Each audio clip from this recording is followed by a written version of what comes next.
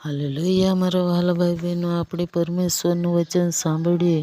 પરમેશ્વરનું વચન કહે છે, પ્રેરિતનો પત્ર તેનો 9 અધ્યાય અને 37 માંડીને આપણે 43 સુધી સાંભળીએ. હવે યાફામાં એક શિષ્યા હતી, તેનું નામ ટબીથા એટલે દોર્કસ હતું. તે બાઈ રૂડી કરણીઓમાં આગળ પડતી તથા પુષ્કળ દાન ધર્મ કરતી હતી.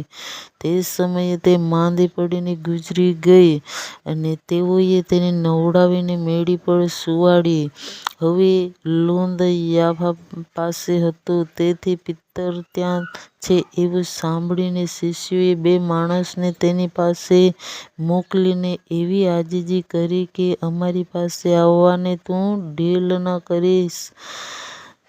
ત્યારે પિત્તર ઉઠીને તેઓની સાથે ગયો અને તે આવી પહોંચ્યો એટલે તેઓ તેને મેડી ઉપર લઈ ગયા. સઘળી વિધવાઓ તેની પાસે ઊભી રહીને રુદન કરતી હતી અને દોર્કસ તેઓની સાથે હતી. ત્યારે તેણે તે અંગરખા તથા લુગડાં બનાવ્યા હતા તે તેઓ તેને દેખાડતી હતી.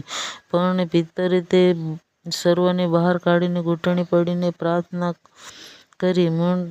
પછી મુર્દા તરફ ફરીને તેણે કહ્યું કે ટબીથા, ઊઠ. ત્યારે તેણે પોતાની આંખો ઉઘાડી અને પિત્તરને જોઈને તે બેઠી થઈ. પછી તેણે તેને હાથ પકડીને ઉઠાડી અને સંતોને તથા વિધવાઓને બોલાવીને તેને જીવતી દેખાડી. માટે યાફામાં એ વાતની ખબર પડી એટલે ઘણાએ પ્રભુ પર વિશ્વાસ કર્યો. હાલેલુયા. Thank you Jesus.